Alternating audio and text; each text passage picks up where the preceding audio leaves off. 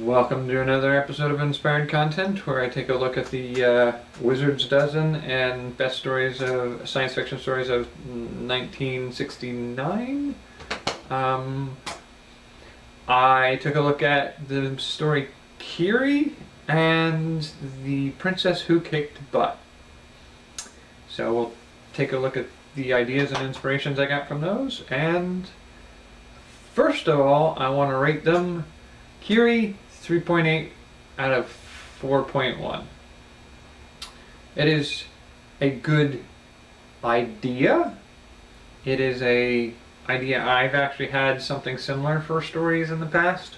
And I've seen not very many stories that do this, but I found the opening a little hard to get through, and I found the conclusion kind of like trying too hard. So I would say it was a good enough story that it's worth reading, because it does touch a concept I wish I could find more examples of stories that touch. But overall, I say it doesn't really hit my mark for something that I want to read again. The Princess Who Kicked Butt, however, I give a 4.5 out of a 4.7. I really enjoy this, and it's really simple, it's short, it's not terribly deep. It's just a good laughing little bit of like a punchy story. And so, ideas from both of these stories. Based off of the Kyrie, is a warrior's battleground where time dilation technology is used to turn the warriors into their own monuments.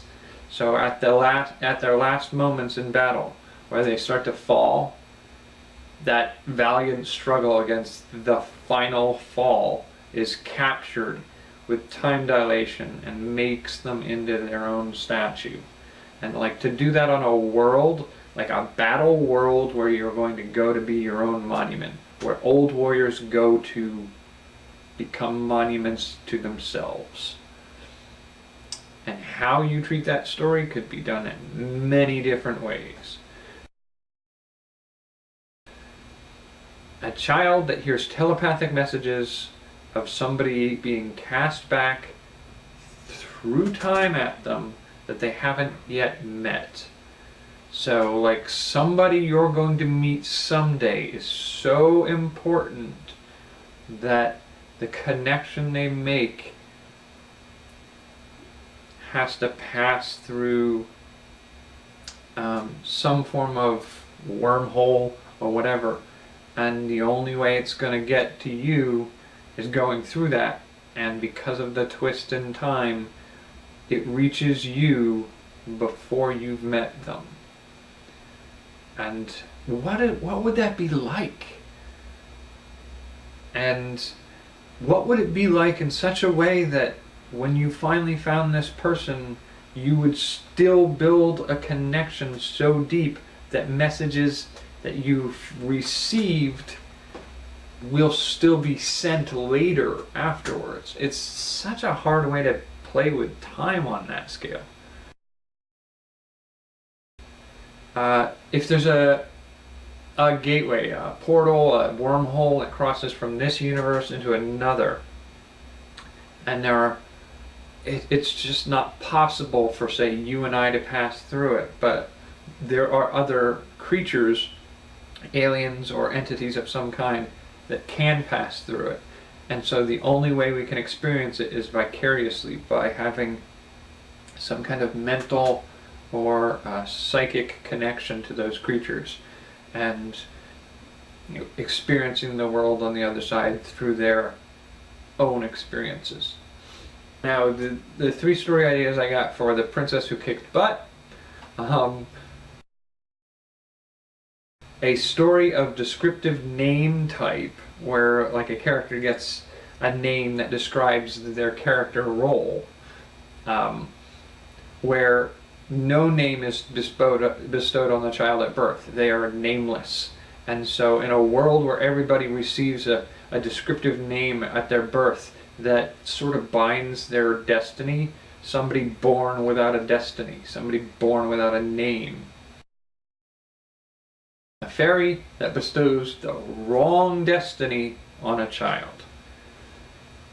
This could be a princess who is bestowed the destiny of a valiant knight, and so she has to struggle to meet this shadow that overhangs her of her destiny that was given to her wrongly, or a stable boy who is bestowed a kingly destiny and has to find a way to make that happen in a world where that just can't happen.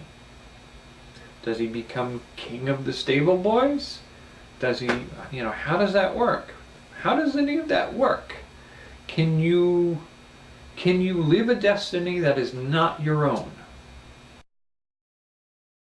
The Princess Who Kicked Butt story idea is the princess who made a name for herself.